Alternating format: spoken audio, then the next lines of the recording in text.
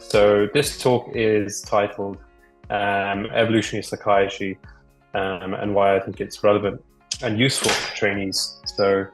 My name is Gurjot. For those who don't know, I've taken over as chair from Henry, which are very big shoes to fill. I'm, I'm, I'm quite. I find it quite daunting to step into this role, but I think it'll be a nice challenge. Um, we'll see how I get on. I picked this picture first because it's quite nice nature themed picture, but then reflecting on it a little bit more, it made me realize of the phrase, you you can't see the forest for the trees, or sometimes you miss the forest for the trees, and that's how I felt in psychiatry when I started, and up until recently, where I kind of found evolutionary psychiatry, I saw lots of trees. Saw lots of disconnected concepts in psychiatry. There's psychotherapy. There's the receptors and the neuroleptic agents. Then there's social aspects to psychiatry. There's rehabilitation. There's addiction. There's all sorts. And how do we connect this all together? Was my big question really, and why do we have such a diverse range of factors and treatments and ways of looking at disorder and all of this? It was very messy and very grey, but obviously that's what draws a lot of us into psychiatry. But when I found evolutionary psychiatry, it really seemed to provide an overarching explanation of how all these multiple things that appear disparate at the beginning start to kind of connect together, link together, make connections, and you start to see the forest really after a little while, and you start to see that all these seemingly disconnected concepts actually can make sense under one big umbrella.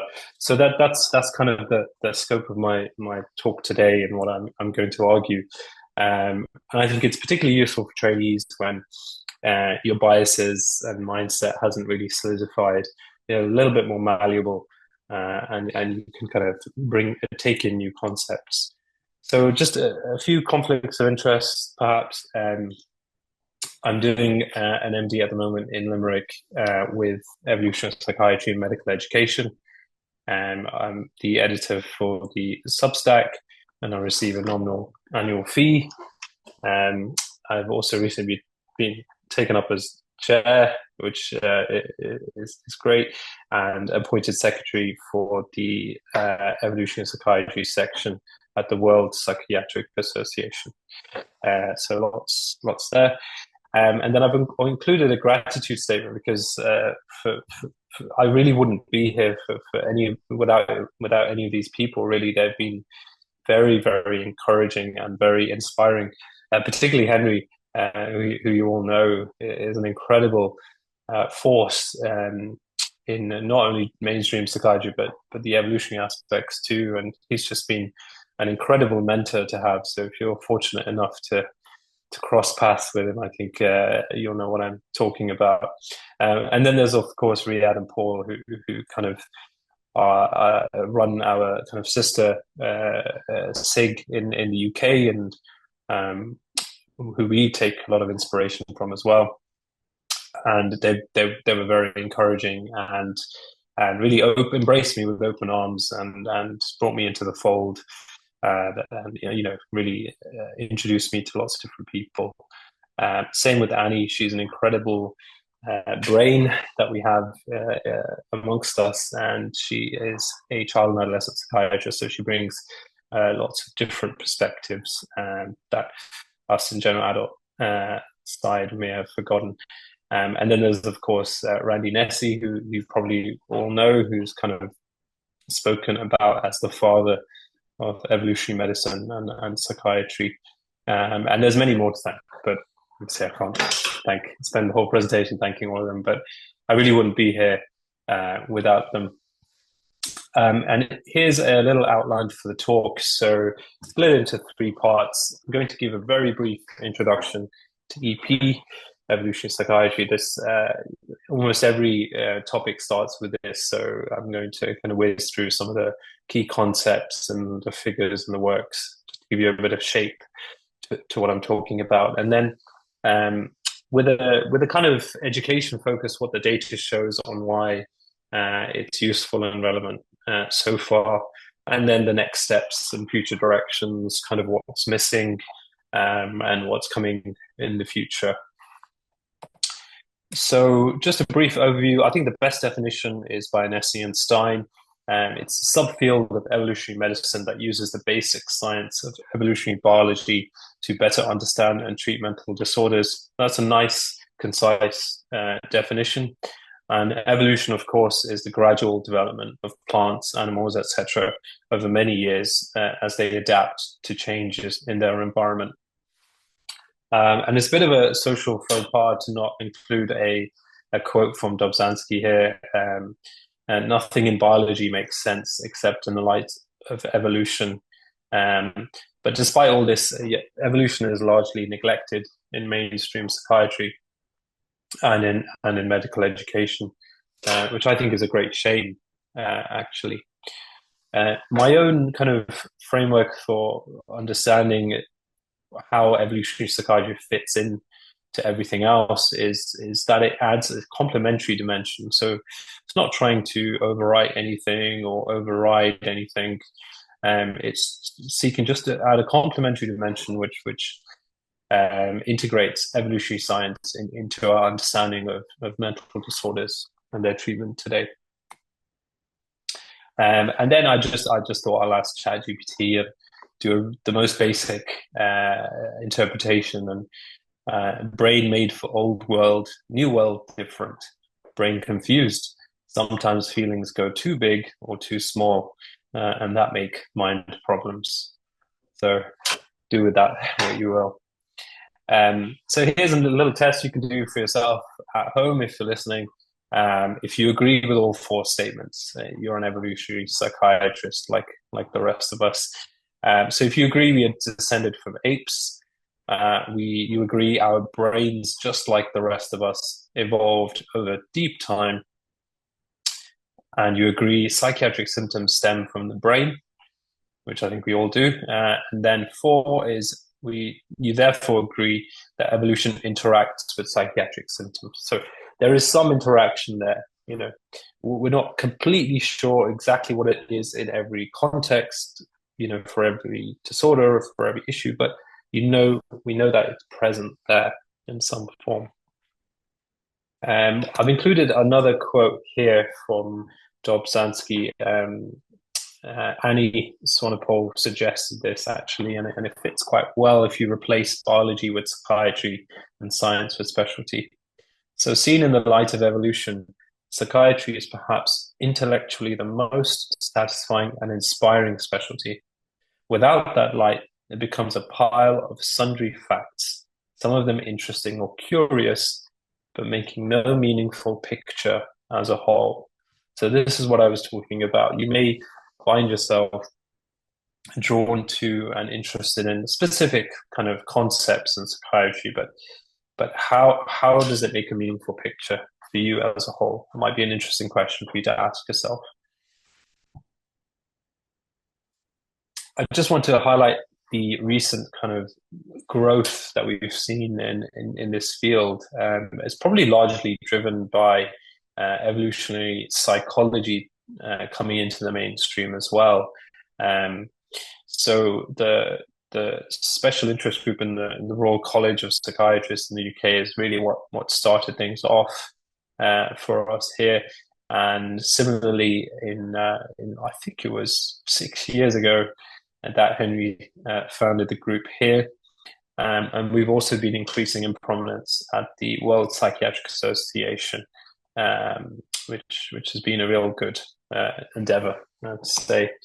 And if you're new to evolutionary psychiatry, I would suggest that you begin with Good Reasons for Bad Feelings, which is a very accessible, but also quite a scientific read of the field, and it's a nice introduction. And And then if you're looking for something a little bit more comprehensive, there's an edited volume there by Riyad and Paul, who've done an excellent job. And so this is a wide international collaboration of people, and it's a fascinating and a fascinating book, really. Very hard to put down, even though it reads like a textbook. And then if you're looking for even more detail, Randy has put out an article in the World Psychiatric Journal about the Foundation's progress and challenges. So this is like a key technical paper, a bit like the white paper for evolutionary psychiatry. So again, just to introduce evolutionary psychiatry a little bit more and how it fits in to how we think today. So we mainly think about the proximate reasons for illness. These are the mechanical kind of the mechanistic ways. So you might think about the receptors, and then the ontogeny. You might think about how this person may be susceptible to something throughout their life, whether they have attachment issues or whether they have particular genes. This doesn't go beyond the person, and it doesn't really take into consideration the environment as much either. And then the idea is the evolutionary angle adds more context and more meaning to the picture. So it's asking not only how does this trait develop in the individual, but how is it relevant throughout evolutionary history and the adaptive significance of this trait. So how is this trait present in other people, in other places, in other times, and how has that influenced the presence or absence of this trait due to varying levels of fitness in their environment. So it's a very very big picture way of looking at something, and you can see already it starts to destigmatize and kind of normalize and take the kind of emotion, the raw negative emotion away from how we may conceptualize disorders or how patients may conceptualize illness or disorder. Another little question to ask is we're working with serotonin and dopamine every day, but we know very little about these neurotransmitters. Well, most of us probably, a few of us probably know a lot in depth, but for example, we don't know how. Most of us don't know how old they are, but they're about 600 to 800 million years old. So they've been around far longer than we can imagine even. And serotonin was present in jellyfish back then, and it is now. So these questions are relevant for understanding the bigger picture, really, and not just focusing on the minutiae in front of us. Similarly, my feeling is that we focus only on the tip of the iceberg, but most of the iceberg there remains neglected, unfortunately. So the question you can ask yourself is, are we practicing holistically or as holistically as we can if we are just examining the tip? I want to draw your attention to a paper that was published in 23 by Adam, Paul, and Riyad, who are quite prominent in the field. But I really like this paper because it seeks to add the evolutionary angle to the existing biopsychosocial model that we're all familiar with, and it provides various cases across medicine and also psychiatry. So the one they picked for psychiatry is depression, and I just want to highlight some of the key things that they've presented.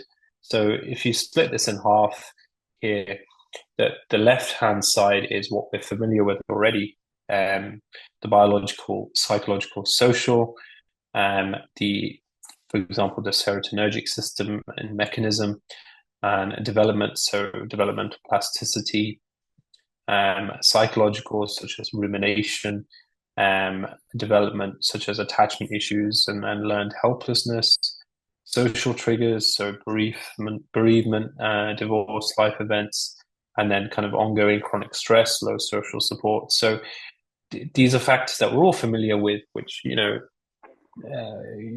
appear to more or less in most cases of depression. But here is where the evolutionary angle seeks to add more information, and really the biological function of the key molecules or hormones throughout the body. So we know serotonin is present not just in the brain, and there's a huge body of literature showing that you can change outcomes in depression by targeting treatments in the gut, for example. How can we ask this question?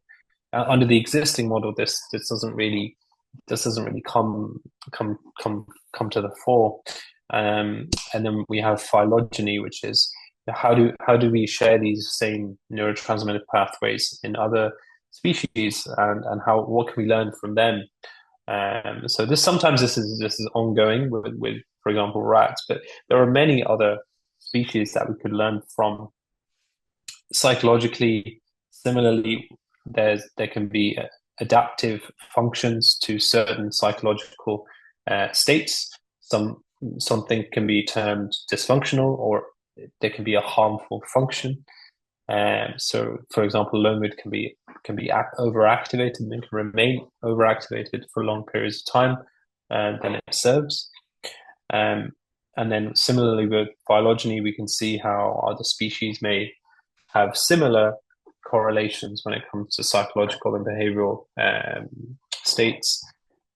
And then the social environment, ancestral social environments obviously played a huge role in shaping the traits we have today, because we evolved to essentially triumph in those environments, not particularly the modern environments that we are in now. Acknowledging this and seeing where the mismatch is, and where can we even reduce this mismatch is a big part of this. Similarly with social situations with other species. So this is the kind of key work in primatology as well, which we can always draw inferences and understand more about ourselves through this. So if you walk away today with three kind of concepts for yourself, these would be the three things I would say. So this is probably the most important slide. No, it doesn't look like it, but three things to really remember about evolution is that it's slow.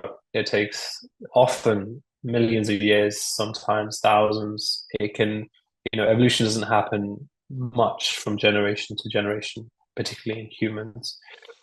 Evolution is imperfect, so it can't defy the laws of gravity, physics, and it can't do something that is physically impossible, but it can kind of do its best, and sometimes it will make an error. So we all know the recurrent laryngeal nerve loops around, and it takes a very circuitous route, and it is particularly liable to damage because of this. But because it has been this way in many species, it remains conserved, and it's an imperfect thing.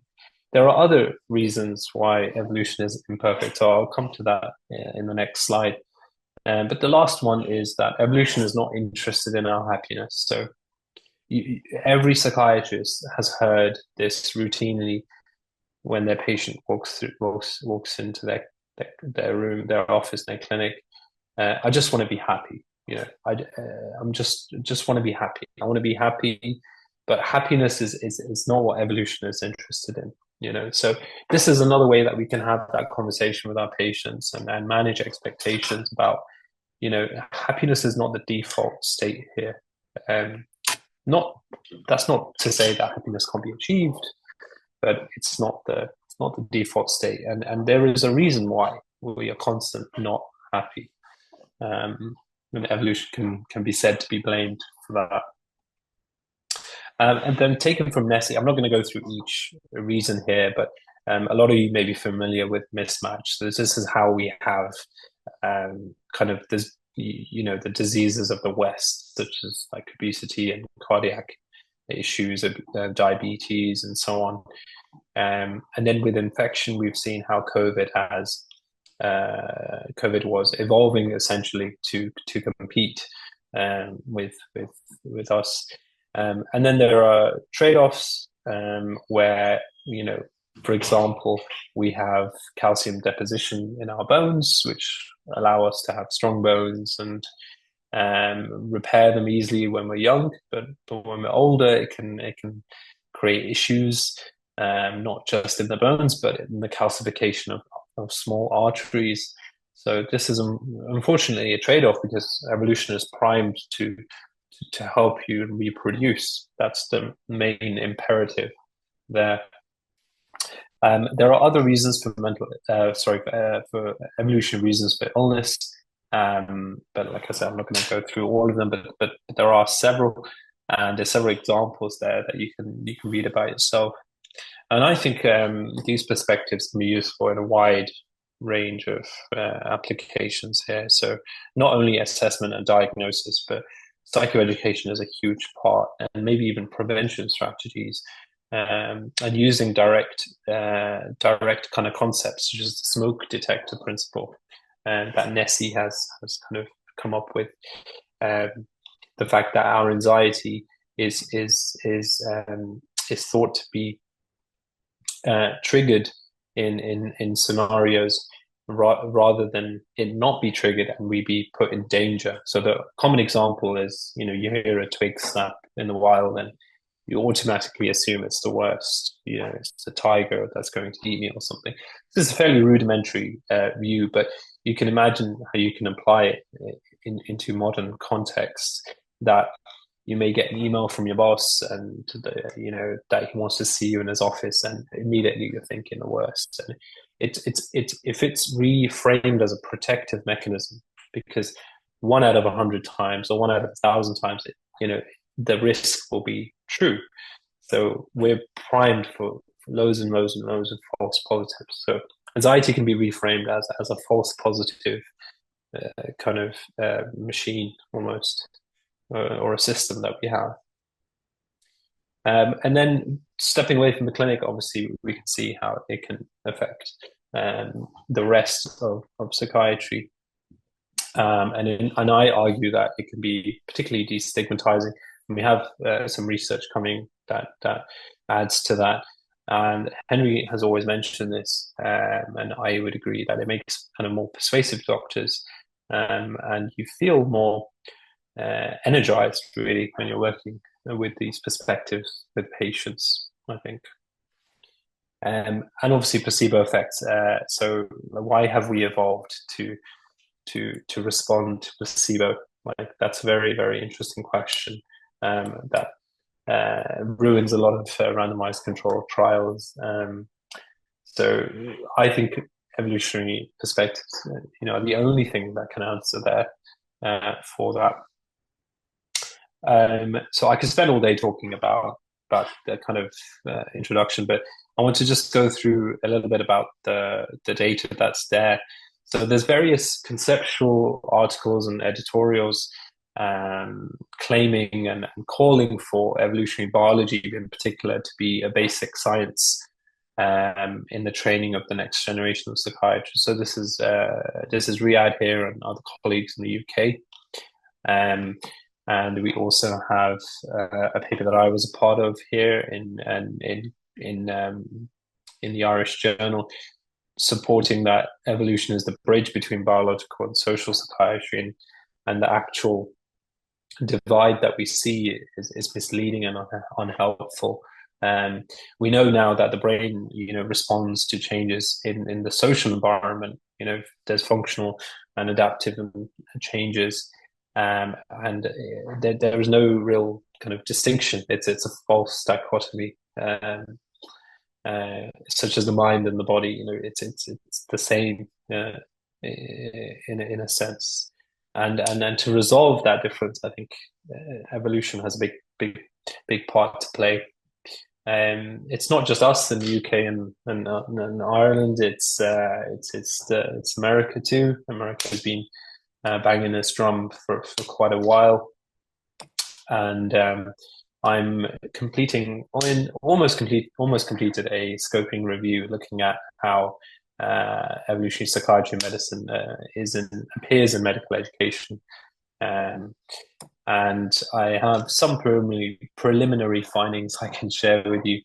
So we know within medicine, these perspectives clarify why vulnerabilities persist, what the adaptive functioning is, and how modern environments shape morbidity. But despite all this relevance, these perspectives remain underrepresented in education. And there's limited integration of evolutionary biology in medical curricula. So the barriers that are often cited are that the curriculum is already too crowded and we don't have the right people to teach evolutionary concepts. And this constrains their implementation. However, we know that they are supported by strong conceptual frameworks, and there's been growing advocacy in the last 2 decades. There's a potential to reduce stigma, and there are an increasing number of structured teaching initiatives that show that small teaching initiatives do work and could produce long-lasting kind of change. Here's a paper that I was a part of, and it was looking at evolutionary perspectives on ADHD.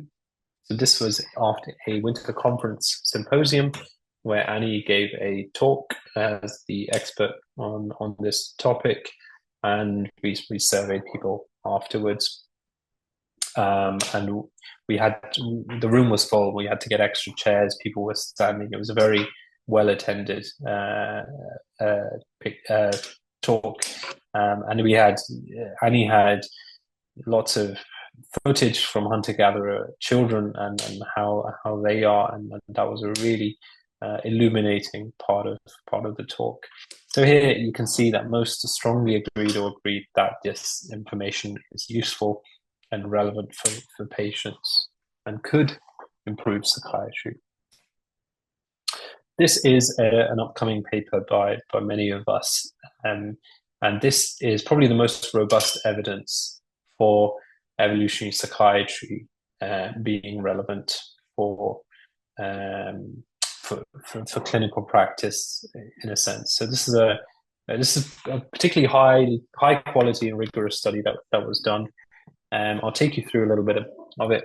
So we had over 170 psychiatrists and trainees receive a 30-minute presentation, and they were randomized to receive either a genetic explanation or an evolutionary explanation.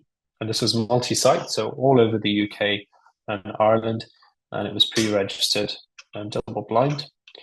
And some of the findings conclude that there is robust evidence that framing anxiety through an evolutionary lens can be a powerful tool to foster more optimistic and destigmatized perspectives compared to a genetic explanation.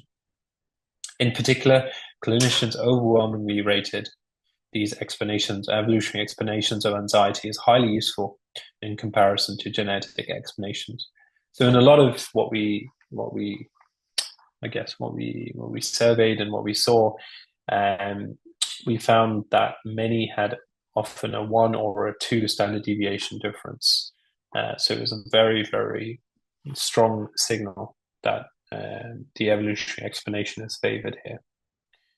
But like I said, it's not just us in the UK and Ireland, and it's in Venezuela as well. So this chap, Baptista, has been talking about this since 1994, and he published a little article here talking about how he teaches and how one may teach and how you can replicate what he's been teaching and how it works and why it works.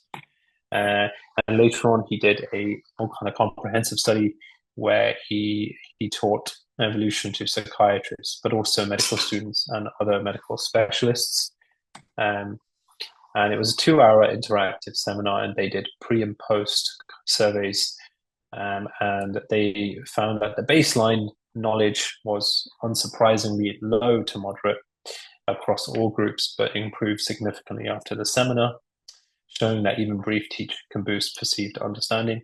Interestingly, psychiatrists showed smaller gains and rated the relevance of evolution to their work lower than other specialties. So this was the only study where I saw this, but interestingly, it fits with some of the anecdotal evidence that people talk about. We see a lot of resistance from some psychiatrists who find evolutionary concepts to be distant and not relevant to their practice. Now we haven't quite figured out why exactly, but there are some heavy critiques that seem to be unfounded at times. But we're doing our best to persuade and put out good evidence. So hopefully we'll have them rethink their perspective. And then most of the work here has been done in America, and it's been part of Randy Nessie's team. He set up a center for evolution and medicine in the Arizona State University.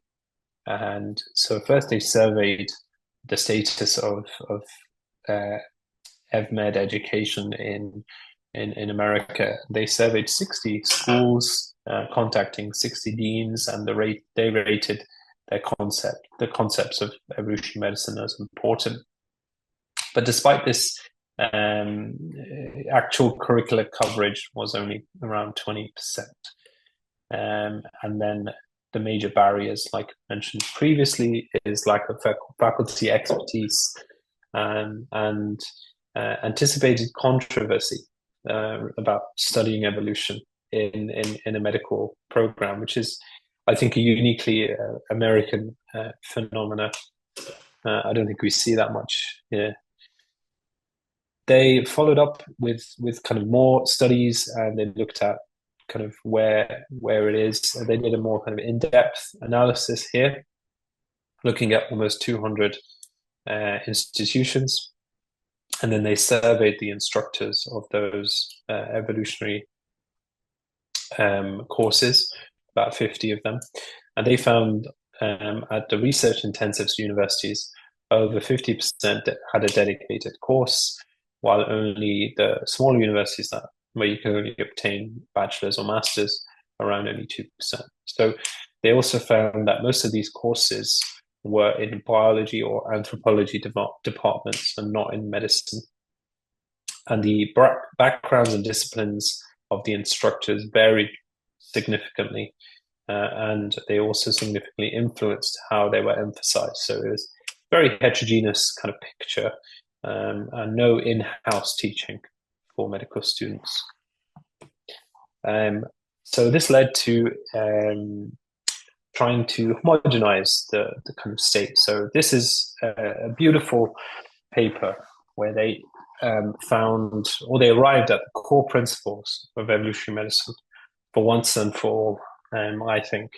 So this is a Delphi study for those who aren't familiar. It's an iterative study where experts are recruited, and then about 3 or 4 times they go through various concepts which are rated blindly and then aggregated. And what they did at the end through this refinement process was they found 14 core principles that they can say are the final principles. And these are ones that you're probably familiar with already, such as trade-offs. So evolutionary changes in one trait that improve fitness can be linked to changes in other states that decrease fitness. Mismatch, for example, disease risks can be altered for organisms living in environments that differ from those in which their ancestors have evolved. So if you're looking for something that just gives you a nice kind of learning objective framework for evolutionary medicine, this is where you want to go. And a lot of these, if not all of these, are relevant to psychiatry as well. But they didn't stop there. So then they developed an assessment tool of how you can measure students' understanding of these core concepts. So this was based on the 14 principles that they arrived at.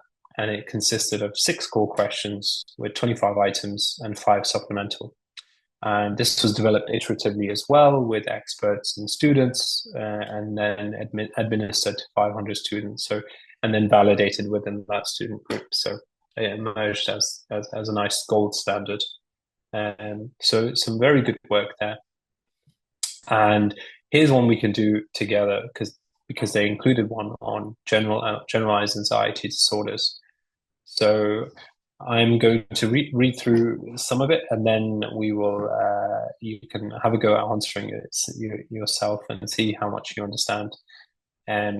So humans vary in the frequency and severity of anxiety they experience. Some have GAD, which is characterized as excessive anxiety and worry about various events or activities. Most experience a moderate amount, while some experience none at all. Over the past several decades, the number of the individuals with GAD has increased. So, is it likely or unlikely that individuals who never experience anxiety have higher fitness than those who experience anxiety in moderate amounts? The next one is it likely or unlikely that generalized anxiety disorder is a useful adaptation?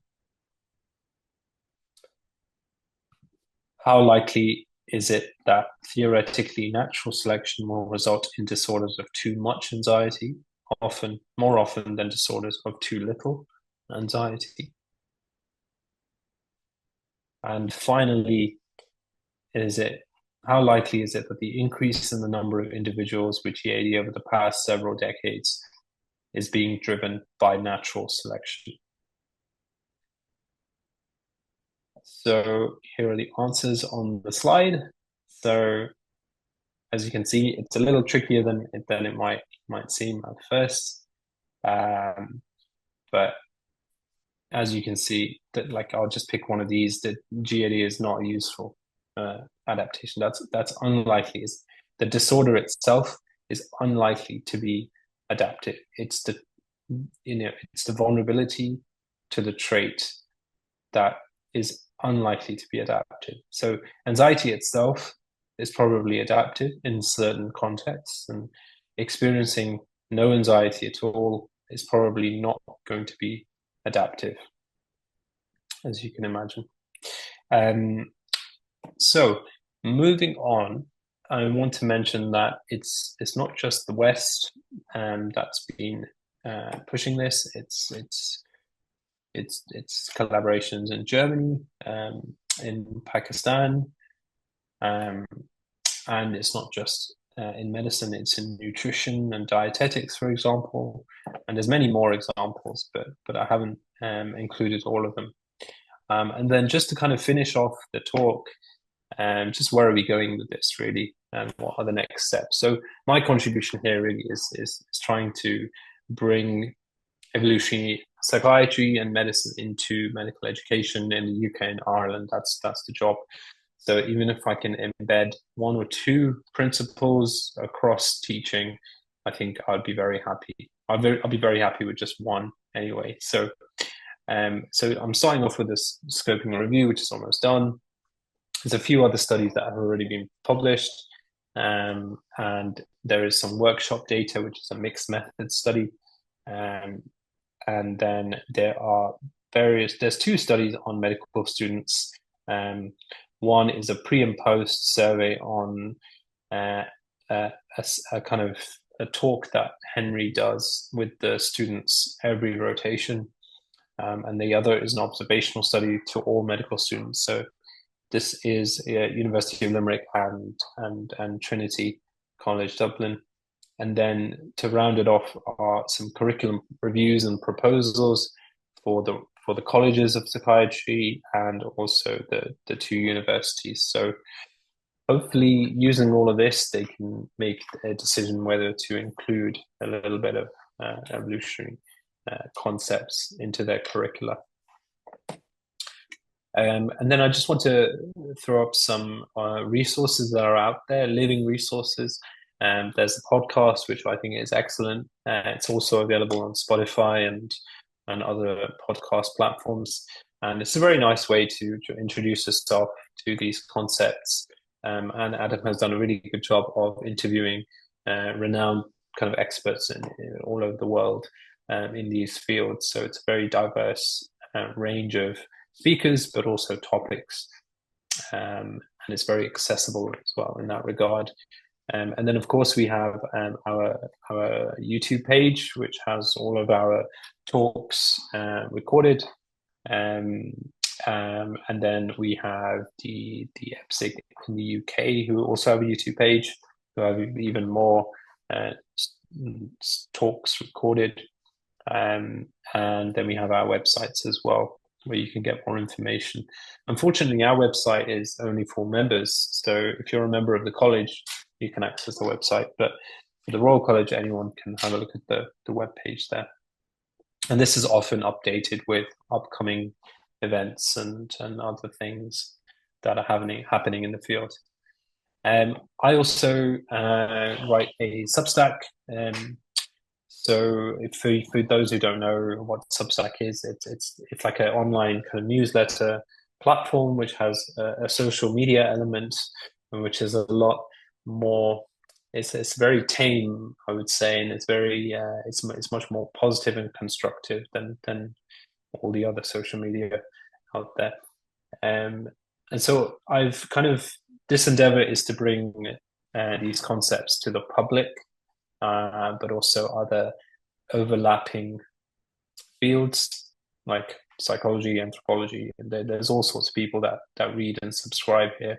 And there are very, very diverse articles as well. So some of the most popular and probably the most relevant to us as psychiatrists are the clinical case series, which were developed with Henry, and they take a problem-based learning approach. So it's probably very familiar with what you already know, and it's adding the evolutionary kind of angle and concepts in a very kind of accessible, readable way. And then there's primers as well. So what is evolutionary psychiatry? And then there's interviews with people who have published some really good work in the field. So, for example, our most popular article is the hypercuriosity theory of ADHD. So if you haven't heard about this, I would highly recommend you check it out. And the Substack article is it's very accessible, but I also recommend you read the full paper if you get a chance.